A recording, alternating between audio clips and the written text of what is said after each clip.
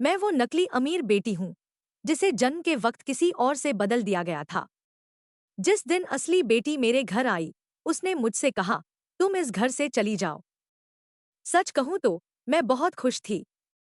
इतनी खुश कि उसी रात अपना सामान बांध लिया और निकल पड़ी। वो मुझे हैरानी से देख रही थी, लेकिन मैंने मुस्कुराकर कहा, अब से नृत्य, पियानो, फूल सजाना और बिजनेस मैनेजमेंट सब तुम्हारा काम है। 1 महीने बाद वही असली बेटी भी घर से भाग गई। मेरा नाम जूडी है। जब वो लड़की, हेडी, पहली बार मेरे सामने आई थी, मैं पियानो प्रैक्टिस कर रही थी। मेरी सौतेली माँ ने कहा था कि अगर अगली पार्टी में मैं उसे शर्मिंदा कर दूं, तो वो सजा में मुझे 5 किलोमीटर दौड़ाएगी। उसके बारे में सोचते ही मेरी टांगें कांपने लगती थी। तो जब हेडी ने रोती आंखों से डीएनए टेस्ट निकालकर कहा कि हम दोनों जन्म के समय बदल गए थे, तो अजीब बात है, मुझे खुशी हुई। सोचा, अगर ये सच हुआ, तो शायद मैं इन बेहिसाब क्लासों से आजाद हो जाऊंगी। अमीर परिवार की जिंदगी ऊपर से बहुत शानदार लगती है, लेकिन सीखने की चीजें इतनी ज्यादा होती हैं कि दम घुटने लगता है। मेरी असली माँ की मौत जल्दी हो गई थी और पापा ने फिर एक योग्य महिला से शादी कर ली ताकि बिजनेस को फायदा हो। उस दिन से जिंदगी और भी मुश्किल बन गई। गलत मत समझना, मेरी सौतेली माँ बुरी नहीं है, बस बहुत परफेक्शनिस्ट है। वो मेरा बहुत ख्याल रखती है, मतलब हर चीज में तुलना करती है। हमारे बड़े परिवार में इतने रिश्तेदार हैं कि गिनती भी मुश्किल है। 3-4 चाचा जो मान्यता प्राप्त नहीं, उनके बच्चे, चचेरे फुफेरे भाई बहन और बाहर के कुछ कजिन्स जिनकी आधी सच्चाई कोई नहीं जानता। तो मेरी उम्र के आसपास कम से कम 20 लड़के और 10 लड़कियां थी। और जब इतने लोग हों, तो तुलना होना तय है।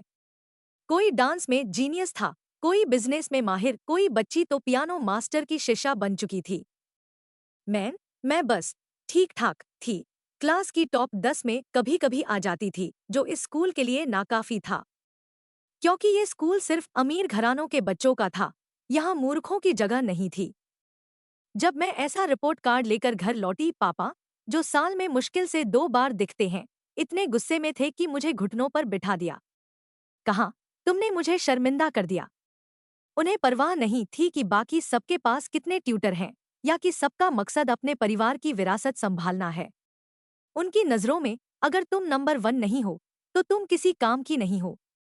मेरी सौतेली माँ के अपने 3 बच्चे हैं, 2 बेटे, 1 बेटी, और पापा के बाहर के कुछ बच्चे भी। कुल मिलाकर करीब 7-8 होंगे। वो सबको बराबर ट्रीट करती हैं।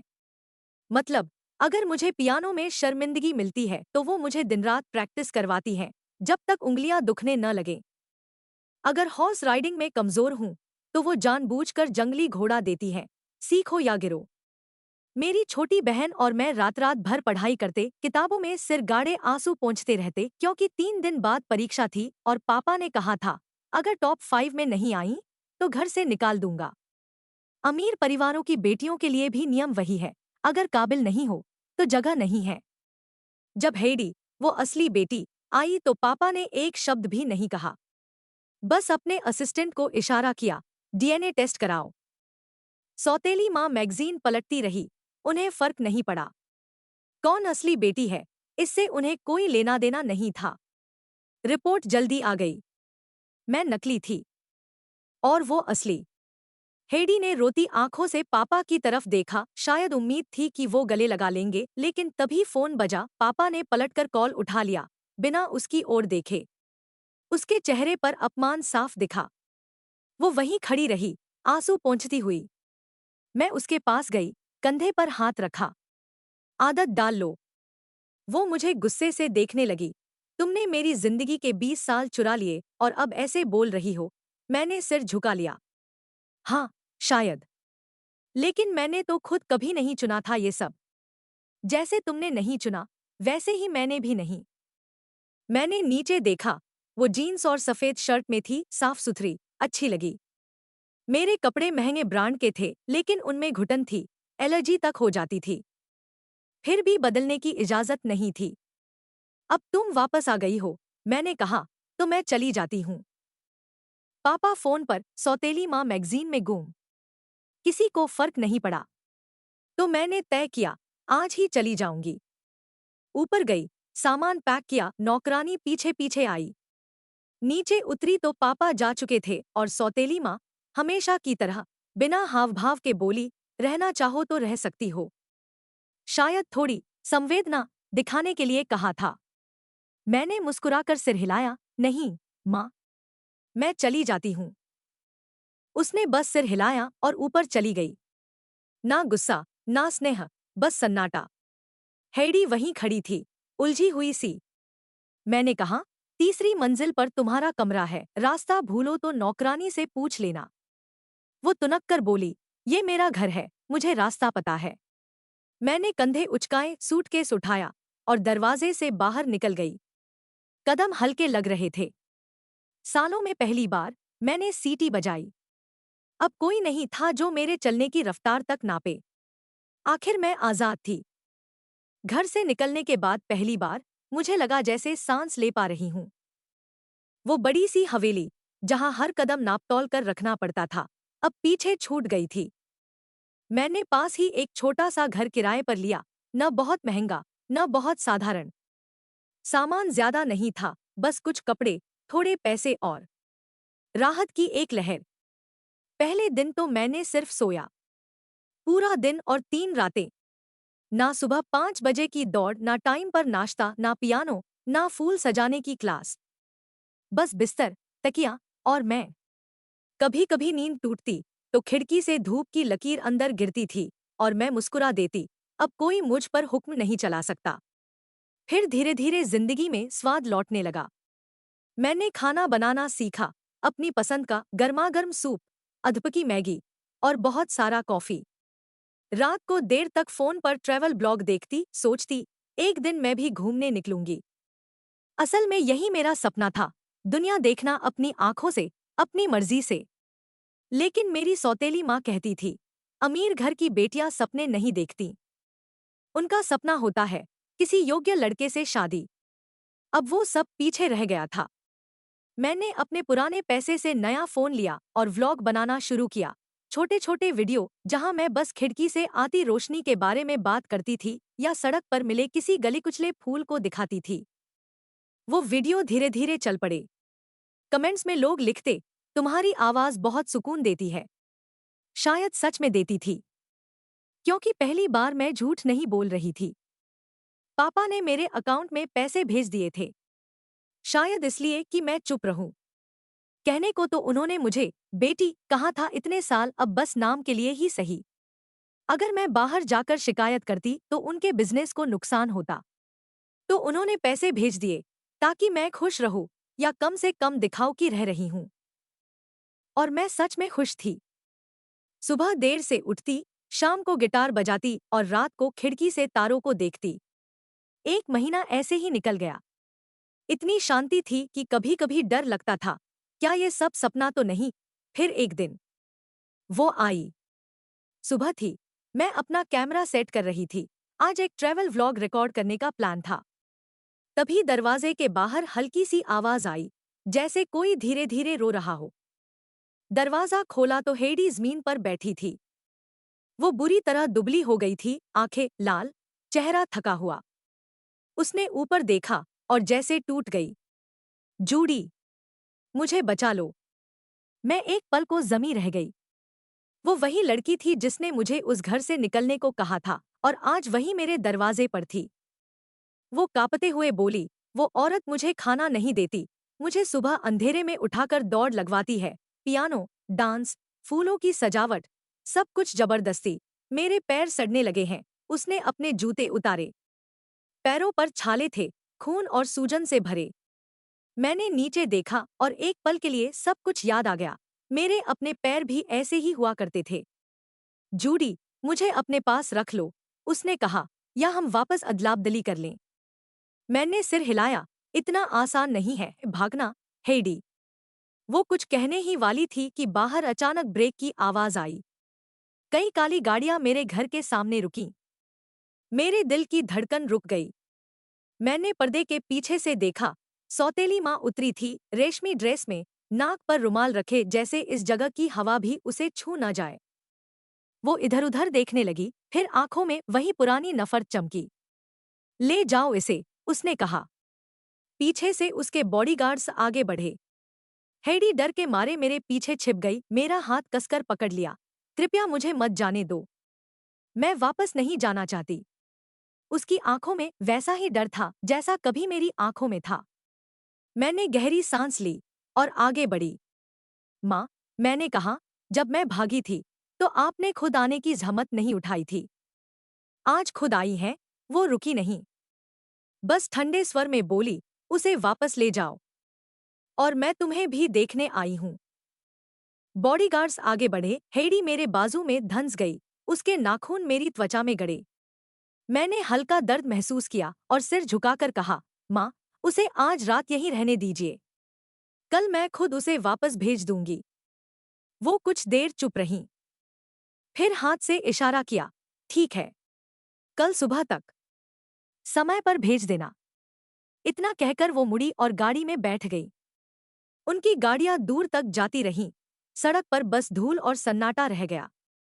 मैंने धीरे से कहा, चलो अंदर। हेडी कांप रही थी। मैंने उसे गर्म चाय दी। उसके हाथ ठंडे थे, जैसे किसी ने बर्फ में डुबो दिए हों। आराम करो, मैंने कहा, कल सब ठीक हो जाएगा। वो फूट पड़ी, मुझे वापस मत भेजो, प्लीज। वो लोग मुझे मार देंगे। मैं कुछ पल उसे देखती रही, फिर उसके गालों पर हाथ रखा। तुम्हें आदत हो जाएगी। मेरी आवाज नर्म थी, लेकिन उसके भीतर एक थकान थी। वो रोती रही और मैं सोचती रही, क्या सच में हम दोनों ही बस खेल की मोहरे नहीं थे? रात गहराती जा रही थी। बारिश की हल्की बूंदें खिड़की पर गिर रही थी और कमरे में बस पानी उबलने की आवाज थी। हेडी सोफे के कोने में सिमटी बैठी थी। उसके हाथों में मैंने जो चाय दी थी वो अब ठंडी पड़ चुकी थी। वो बार बार फुसफुसाती, मैं वहां वापस नहीं जाऊंगी, चाहे कुछ भी हो जाए। मैं उसकी आंखों में डर देख सकती थी। वो वही डर था जो मैंने भी कभी महसूस किया था, लेकिन मैं अब उस डर से बहुत आगे निकल चुकी थी। डर की जगह अब एक अजीब सी खालीपन ने ले ली थी। बैठो, मैंने कहा। वो हिचकिचाते हुए कुर्सी पर आकर बैठ गई। तुम सोचती हो अमीर घर में रहना आसान है? वो धीरे से बोली। हाँ। मतलब नहीं। मुझे लगा था कि वहां सब अच्छा होगा, खाना, कपड़े, लोग। मैं हंस पड़ी, एक थकी हुई, कड़वी हंसी। तुम्हें पता है, वहां के लोग एक दूसरे से मुस्कुरा कर बात करते हैं, लेकिन उस मुस्कान के पीछे सिर्फ डर और जलन होती है। हर कोई एक दूसरे की पीठ में छुरा घोंपने के मौके तलाशता है। वो चुप रही। मैंने अपनी उंगलियों से कप का किनारा छुआ, गुनगुना था अभी भी।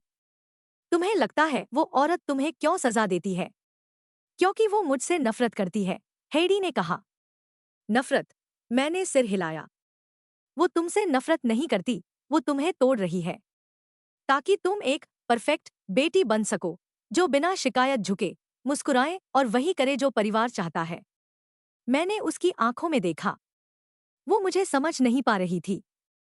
वो लोग तुम्हें सिखा रहे हैं कि अगर तुम काम की नहीं हो तो तुम्हारी कोई जगह नहीं। वहां बेकार बच्चों को बस निकाल दिया जाता है या अनदेखा कर दिया जाता है, जैसे कभी थे ही नहीं। हेडी की आंखों में आंसू थे। वो धीरे से बोली, फिर तुमने इतने साल कैसे झेले? मैं कुछ पल चुप रही, धीरे से अपने बाएं कान को छुआ, क्योंकि मैं औरों जैसी नहीं थी। उसने हैरानी से देखा। मेरा ये कान सुनता नहीं, मैंने कहा। और इसकी वजह है एक लड़की, बेला। मैं खिड़की के पास चली गई। बारिश थोड़ी तेज हो चुकी थी। धुंधले शीशे पर अपनी उंगली से रेखा खींचते हुए बोली, वो मेरी कजिन थी, या कहो दोस्त जैसी। हम एक साथ बड़े हुए, एक दूसरे का दर्द बांटते थे, या मुझे ऐसा लगता था। मैंने गहरी सांस ली। उस दिन उसने कहा था, चलो आतिशबाजी देखते हैं। मुझे लगा मजा आएगा। उसने कहा, बॉडीगार्ड्स को मत लाना, अकेले चलो। और मैं मान गई। हम हवेली के पीछे वाले जंगल में पहुंचे जहां उसने पटाखे जलाए, लेकिन वो मेरे चेहरे की तरफ फेंक दिए। हेडी ने हाथ से मुंह ढक लिया। तुम बचीं? थोड़ा, मैंने कहा। चेहरा तो बच गया, लेकिन कान नहीं। मैंने साइड में सिर मोड़ा तो आवाज चली गई। कमरा कुछ पल के लिए बिल्कुल शांत हो गया। सिर्फ बारिश की बूंदें सुनाई दे रही थी। क्यों किया उसने ऐसा? उसने धीरे से पूछा। क्योंकि वो मुझसे जलती थी, मैंने कहा।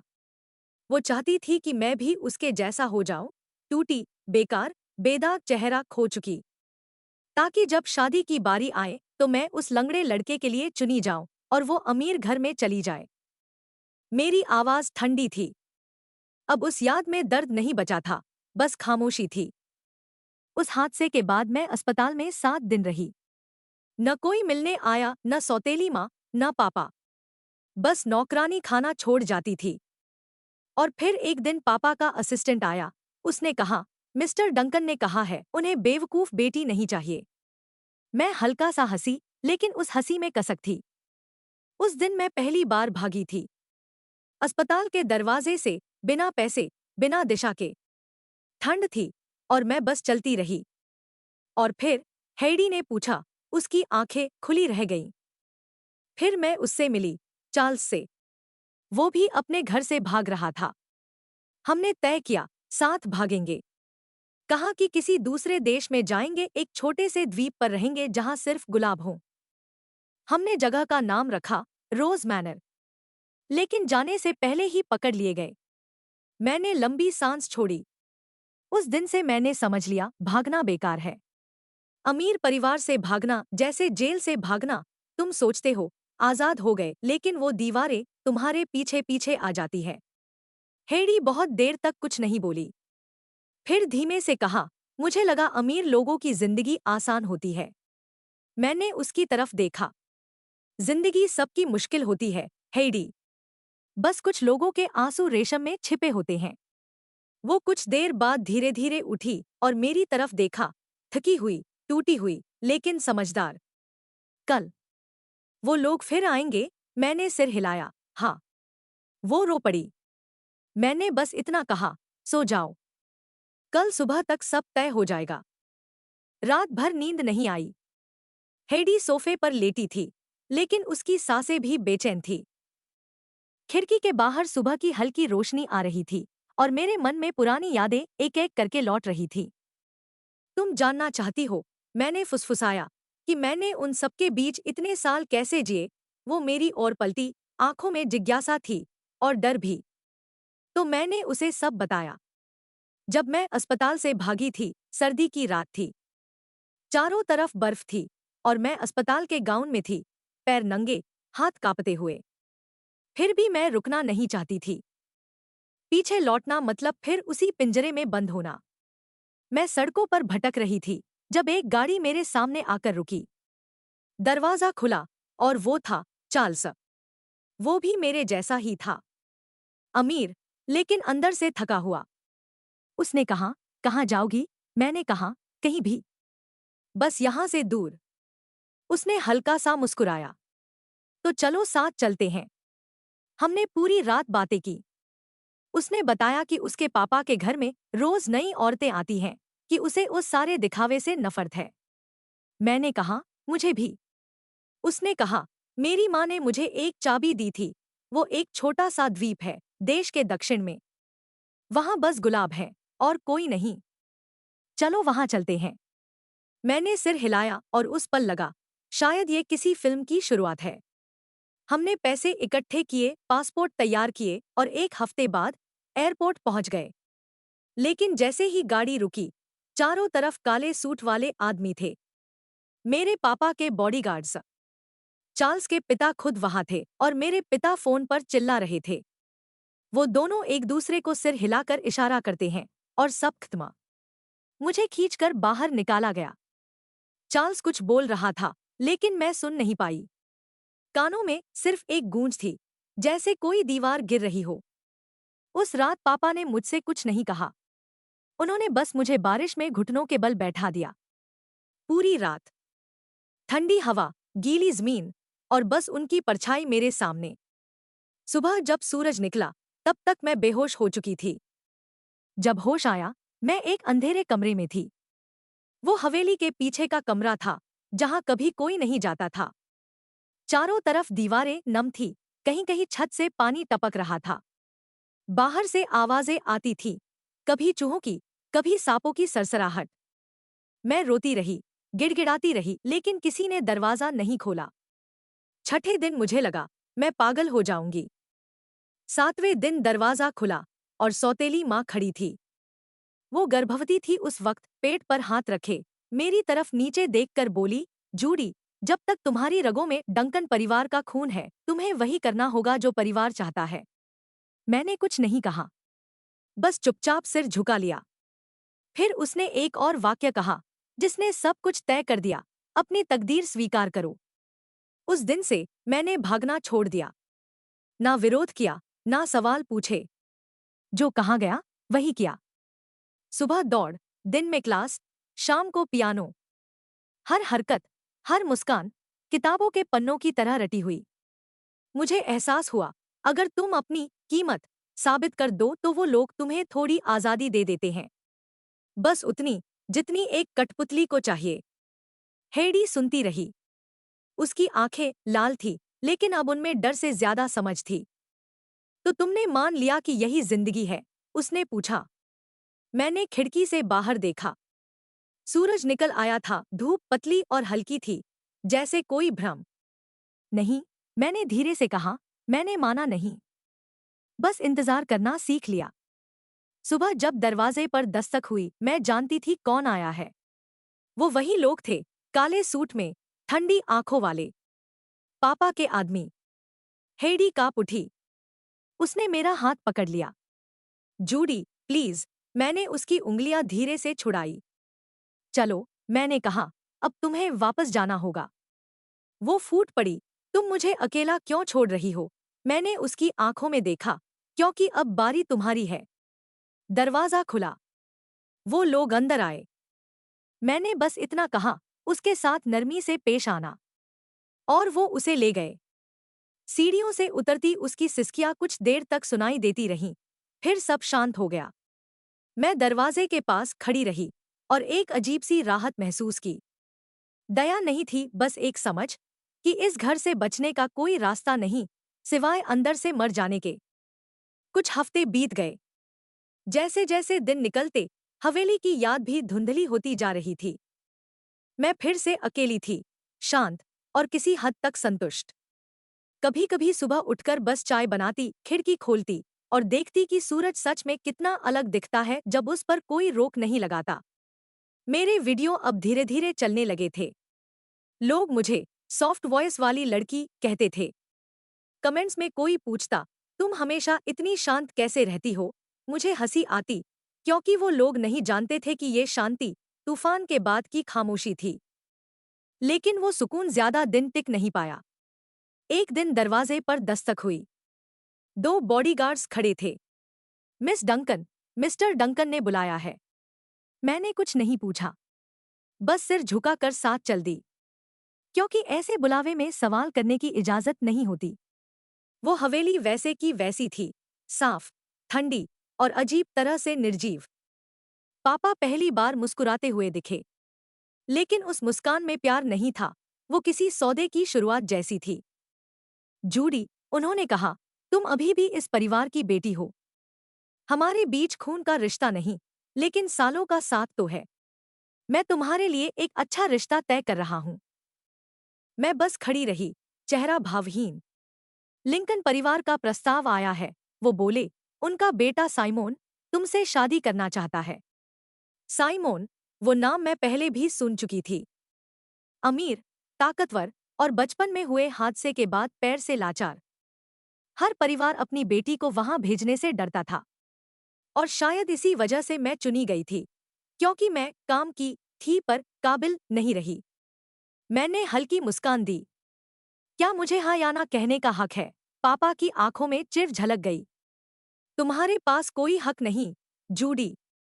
तुम अब भी इस घर की जिम्मेदारी हो, और ये परिवार अपनी हर जिम्मेदारी निभाता है। वो उठे और कमरे से चले गए। मैं वहीं खड़ी रही, बिल्कुल शांत, लेकिन अंदर कुछ धीरे धीरे टूट रहा था। उस रात सौतेली माँ मेरे कमरे में आईं। उनके हाथ में एक ट्रे थी, सूप से भरी कटोरी। 2 महीने से आराम कर रही हो, उन्होंने कहा, शरीर पर चर्बी चढ़ गई है। शादी से पहले ध्यान रखो। उनकी आवाज ठंडी थी, लेकिन न जाने क्यों पहली बार उसमें कुछ और भी था, जैसे हल्की सी झिझक।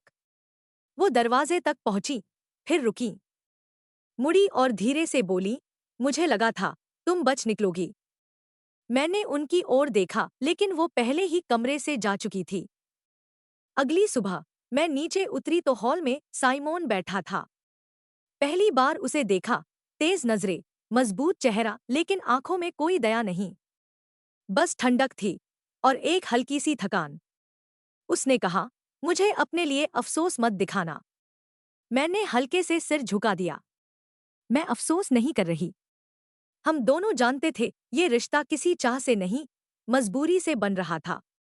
फिर भी हमने औपचारिक बातें की, पसंदीदा रंग, पसंदीदा खाना, सब झूठी बातें। मैंने खिड़की के पार देखा, वो मीठे में रखी एक केक की स्लाइस थी, गुलाब के आकार की, लेकिन पीले रंग की। मैंने सोचा, लाल होती तो बेहतर लगता। शाम को जब मैं रेस्ट रूम गई, आईने में अपना चेहरा देखा। लिपस्टिक की गहरी लकीरें, पाउडर से ढका थकान भरा चेहरा। मैंने पानी लेकर चेहरा धोया। मेकअप बह गया और एक पल को ऐसा लगा जैसे वो नकली परतें भी उतर गईं। जूडी, मैंने खुद से कहा, अगर तेरा भाग्य तय है तो क्यों ना उसे खुद लिखे। जैसे ही बाहर आई वो वहां था, चार्ल्स। वही चार्ल्स जो कभी मेरे साथ भागना चाहता था, हाथ में लाल गुलाबों का गुलदस्ता लिए खड़ा था। वो पुराना इशारा जो सिर्फ हम दोनों जानते थे। हमने कुछ नहीं कहा, बस एक पल के लिए नजरें मिली और सब समझ गए। जूडी, उसने धीरे से कहा, मदद चाहिए। मैंने गहरी सांस ली। हाँ। 20 मिनट बाद मैं फिर अपनी जगह पर थी, मेज पर बैठी, साइमोन के साथ डिनर करते हुए, चेहरे पर वही नकली मुस्कान, लेकिन अंदर कोई योजना आकार ले चुकी थी। मुझे पता था, अब की बार मैं सच में जाऊंगी, ना किसी की बेटी बनकर, ना किसी की दुल्हन, बस खुद होकर। हवेली में एक हफ्ते से तैयारियां चल रही थी। पापा ने कहा था, यह साल की सबसे बड़ी पार्टी होगी। हर बड़ा परिवार आएगा और तुम वहां साइमोन के साथ नजर आओगी। मैं बस सुनती रही। अब विरोध करने का मन नहीं था, क्योंकि विरोध करने से कभी कुछ नहीं बदलता। शाम आई तो पूरी हवेली रोशनी से चमक उठी। गेट से अंदर आते हुए हर गाड़ी की खिड़कियों में अपने अपने घमंड के चेहरे थे। महिलाएं हीरे के गहनों में चमक रही थी, पुरुष सिगार के धुएं में मुस्कुरा रहे थे। मैंने हल्के गुलाबी रंग का गाउन पहना था, सौतेली माँ की पसंद से चुना गया। उन्होंने कहा था, लड़की को कोमल दिखना चाहिए। मैंने आईने में खुद को देखा और मन ही मन सोचा, कोमल नहीं, मैं बस थकी हुई लग रही हूं। जैसे ही मैं हॉल में दाखिल हुई, लोगों की फुसफुसाहट शुरू हो गई। वो वही है ना, जो असली बेटी नहीं निकली। सुना है अब उसे विकलांग बेटे से शादी करनी है। मुस्कुराना आसान नहीं था, लेकिन मैंने सीखा था कि चेहरा हमेशा स्थिर रहना चाहिए, जैसे कुछ सुना ही नहीं। साइमोन अपनी व्हीलचेयर में पास खड़ा था, लोग उससे हाथ मिला रहे थे, पर नजरों में दया थी, वो दया जो किसी को भी छोटा कर देती है। वो झुंझलाया और मुझे देखकर बोला, क्या तुम भी उनमें से हो जो मुझे तरस से देखती हैं? मैंने सिर हिलाया। नहीं, मैं खुद भी कभी किसी की दया की चीज थी। उसकी नजरें मेरे चेहरे पर कुछ पल ठहरीं। फिर उसने कहा, फिर शायद हम एक जैसे हैं। मैंने हल्का सा मुस्कुरा दिया। वो पल छोटा था, लेकिन सच्चा। तभी किसी ने मेरा नाम पुकारा, एक हंसी के साथ। जूडी। मैं पलटी और वो थी बेला। वो अब पहले से भी ज्यादा खूबसूरत लग रही थी। लाल गाउन, झिलमिल बालियां और वो मुस्कान जिसमें मिठास से ज्यादा जहर था। कितने साल हो गए, उसने कहा, तुम अब भी वैसे की वैसी हो। बस कान अब भी ठीक नहीं हुआ। आसपास कुछ लोग हंस दिए। मैंने बस एक बार उसकी आंखों में देखा और वहां वही पुराना मजा दिखा, दूसरों को तोड़ने का।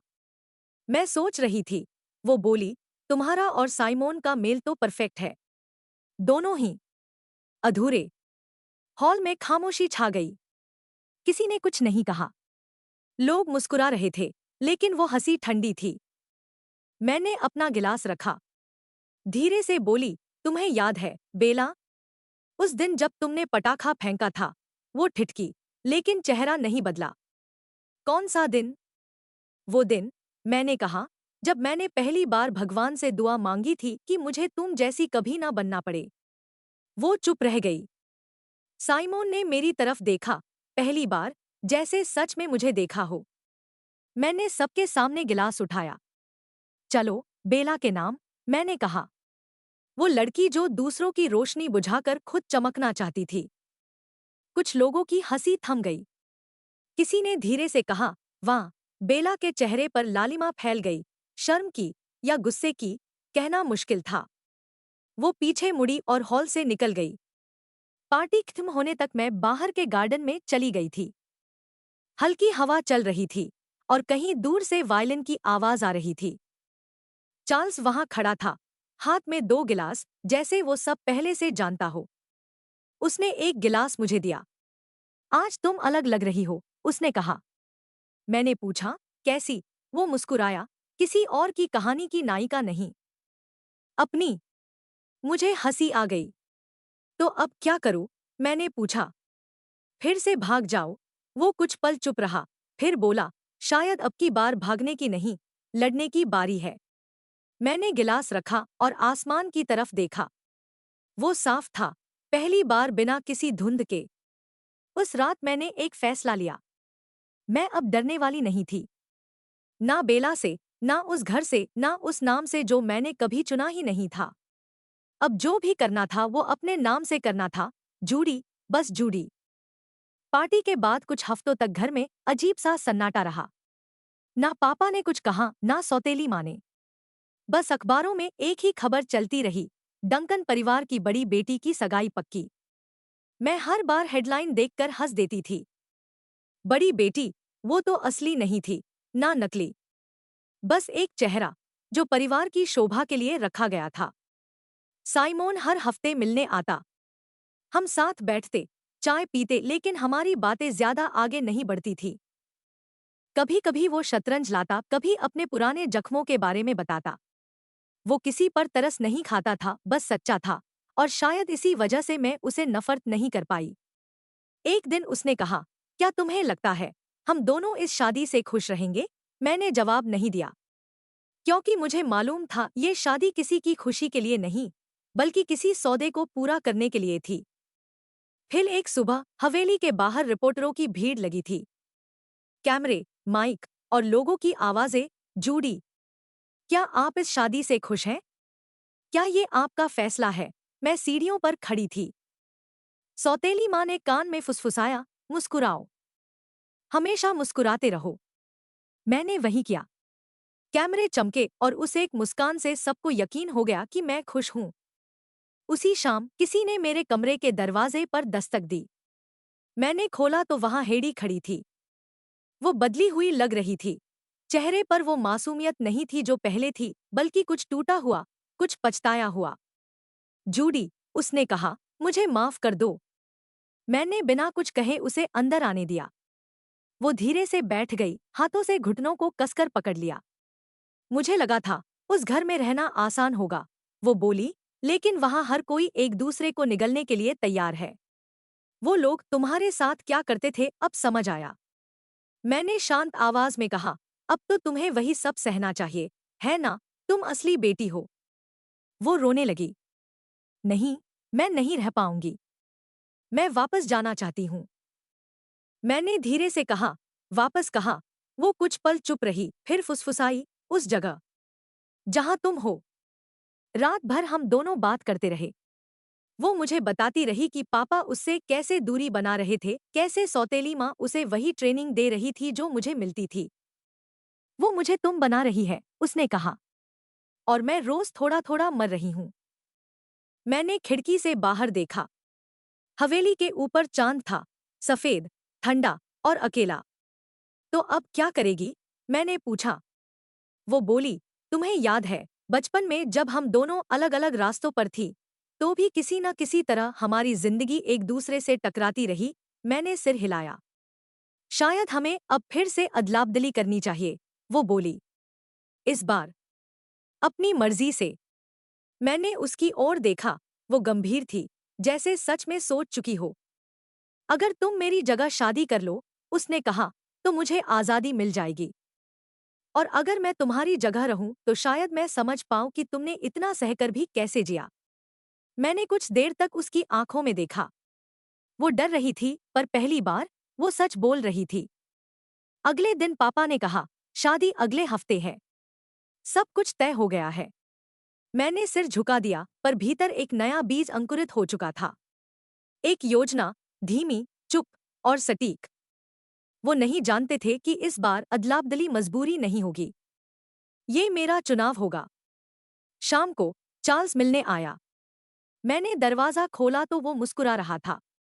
मैंने सुना, तुम शादी कर रही हो। मैंने कहा, हाँ, लेकिन शायद ये शादी वैसे नहीं होगी जैसी सब सोच रहे हैं। वो कुछ समझ नहीं पाया। मतलब? मैंने हल्के से कहा, बस इतना समझ लो, इस बार कोई भागेगा नहीं। बस एक ही लड़की वहां होगी, लेकिन वो मैं नहीं होंगी। वो चुप रहा, फिर बोला, तो मैं कहाँ रहूं इस कहानी में? मैंने उसकी ओर देखा, वहीं जहां हमेशा रहे, रोज मैनर के रास्ते पर। वो मुस्कुराया, समझ गया। उस रात मैं देर तक सो नहीं सकी। हेडी बगल में लेटी थी, धीरे धीरे सांस ले रही थी, जैसे बच्ची हो। मैंने उसके माथे से बाल हटाए और सोचा, कभी कभी इंसान को अपना चेहरा किसी और को देना पड़ता है ताकि दोनों थोड़ा जी सकें। शादी वाले दिन हवेली किसी महल जैसी लग रही थी। हर दीवार पर फूल, हर कोने में महक। लोगों की भीड़ इतनी थी कि सीढ़ियों तक आवाजें गूंज रही थी। रिपोर्टर, कैमरे, मेहमान, सब एक जैसी बातें करते हुए। डंकन परिवार की बेटी की शादी। कितना शानदार आयोजन। किसी को नहीं पता था कि अंदर क्या चल रहा है। मेरे कमरे में हलचल थी। सौतेली माँ ने खुद मेरे कपड़े तय किए थे, लाल रेशम का गाउन, सुनहरे काम वाला, बालों में जूड़े की जगह मोती का ताज, आंखों के नीचे हल्का कंसीलर, ताकि नींद की कमी न दिखे।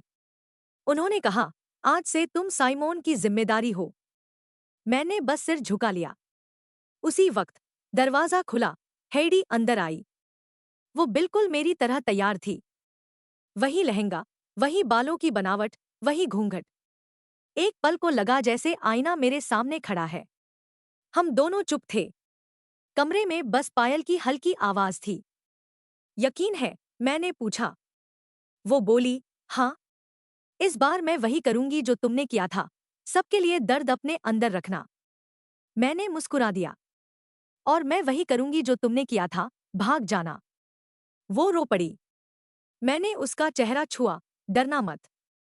अगर किसी को पता भी चला तो वो तुम्हें माफ कर देंगे, क्योंकि तुम असली बेटी हो। उसने कहा, और तुम? मैंने कहा, मैं तो नकली थी ही। अब बस कोई नाम नहीं रहेगा। संगीत शुरू हुआ। लोगों की भीड़ नीचे इकट्ठा थी। फूलों की बारिश, हंसी की गूंज और पापा की आंखों में संतोष की झलक, जैसे कोई सौदा पूरा हो गया हो। लेकिन वो जो लड़की मंच पर जा रही थी, वो मैं नहीं थी। वो हेडी थी, मेरे नाम से सजी, मेरे चेहरे के पीछे छिपी हुई। मैंने बालों का घूंघट उतारा, गाउन बदला और खिड़की से नीचे देखा। चार्ल्स वहां था। वो पुरानी काली कार, वो ही लाल स्कार्फ, सब कुछ वैसा ही था जैसा सालों पहले हमारे भागने वाले दिन था। उसने ऊपर देखा और बस सिर हिलाया। कोई शब्द नहीं, बस समझ। मैंने धीरे से फुसफुसाया, इस बार कोई मुझे नहीं रोकेगा। पीछे से बैंड बजने लगा। लोग बधाई हो चिल्ला रहे थे। किसी ने ध्यान नहीं दिया कि दुल्हन का एक साया गलियारे की तरफ मुड़ गया। मैं नंगे पांव दौड़ पड़ी। फर्श पर ठंडक, हवा में इत्र की गंध और दिल की धड़कन जैसे किसी ढोलक की तरह। दरवाजे से निकलते वक्त बस एक बार पीछे देखा।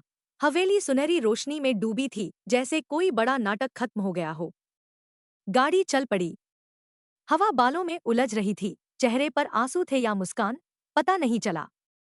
चार्ल्स ने कुछ नहीं कहा, बस धीमे से रेडियो चालू किया। एक पुराना गीत चल रहा था, जिंदगी कहीं तो रुकेगी। मैंने आंखें बंद की। पहली बार लगा, सांस लेना आसान है। कानों में हवा की सीटी थी और दिल में सिर्फ एक ख्याल, अब मैं किसी की बेटी नहीं हूं। ना नकली, ना असली, बस मैं। रात लंबी थी। हम शहर से बहुत दूर निकल चुके थे।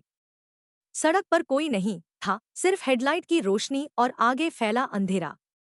अब कहाँ? चार्ल्स ने पूछा। मैंने कहा, वो जगह जहाँ गुलाब है। वो मुस्कुराया।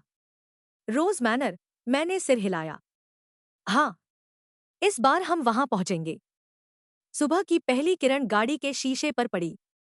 समुद्र की हवा ने खिड़कियों से झांककर चेहरा छुआ। दूर तक पानी और बीच में एक छोटा सा द्वीप जहां सच में गुलाब खिले थे। मैंने गहरी सांस ली। वो महक मेरे फेफड़ों में उतरी और जैसे कोई बोझ उतर गया हो। अब डर नहीं लगता? चार्ल्स ने पूछा। मैंने मुस्कुराकर कहा, डर तो अब भी है, बस इस बार वो मेरा है। वो हंसा। फिर ठीक है, अब से ये जिंदगी तुम्हारी। मैंने दूर क्षितिज की तरफ देखा, जहां सूरज पानी से उठ रहा था। वो वैसा ही दृश्य था जैसा मैंने हमेशा सपनों में देखा था। कहीं दूर हवेली की घंटियां बज रही होंगी। लोग हैरान होंगे कि दुल्हन कौन थी, कौन भाग गया, कौन रह गया। लेकिन अब उस कहानी का कोई मायने नहीं था, क्योंकि अब पहली बार कहानी मेरी थी।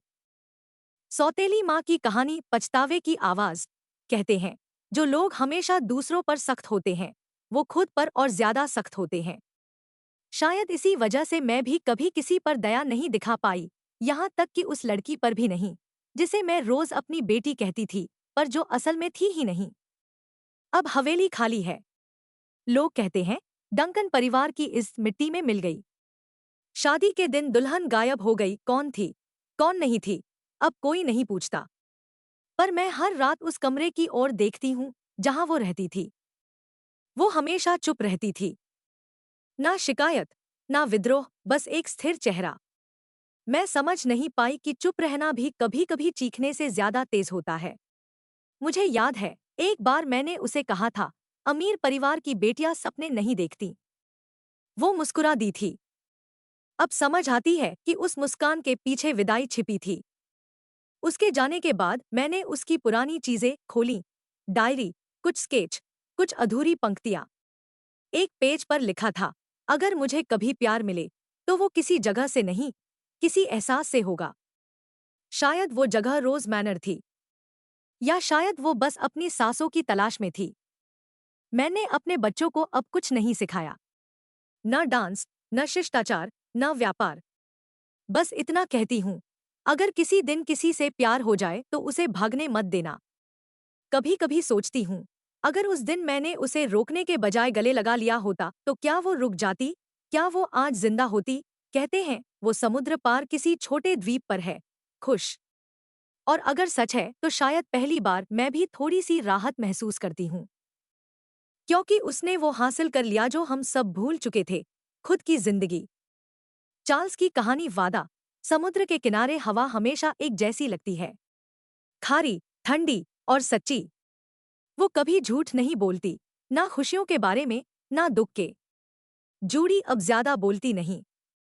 कभी कभी बस किताब लेकर बैठ जाती है और समुद्र को देखती रहती है।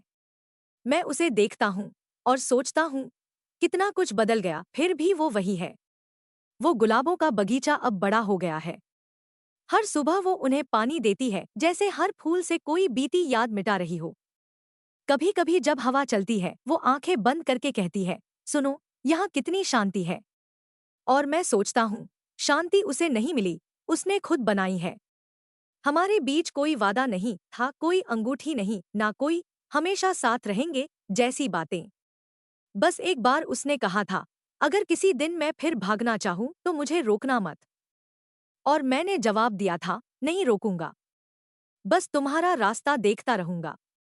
वो अब भागती नहीं, वो ठहर गई है। शायद पहली बार वो सच में जूड़ी बन पाई है। ना किसी की बेटी, ना किसी की दुल्हन, बस एक औरत जो अपनी आवाज से, अपनी चुप्पी से अपनी कहानी लिख रही है। कभी कभी वो रिकॉर्डर ऑन करती है, अपनी वही शांत आवाज में बोलती है, नमस्ते, मैं हूँ जूडी। आज मैंने सीखा कि जो जिंदगी हमने चाही थी वो हमेशा आसान नहीं होती, लेकिन अगर तुम उसे अपने नाम से जी सको तो वही आजादी है। मैं उसकी तरफ देखता हूँ और सोचता हूँ, वो शायद अब मुझे नहीं छोड़कर जाएगी, क्योंकि अब वो किसी जगह से नहीं भाग रही, बल्कि किसी जगह पर लौट आई है। रोज मैनर का सूरज ढल रहा है। समुद्र सुनहरा हो गया है। और जब वो मुझसे पूछती है, क्या तुम्हें अब भी डर लगता है, मैं बस इतना कहता हूं, नहीं, क्योंकि अब तुम मुस्कुरा रही हो। समाप्त।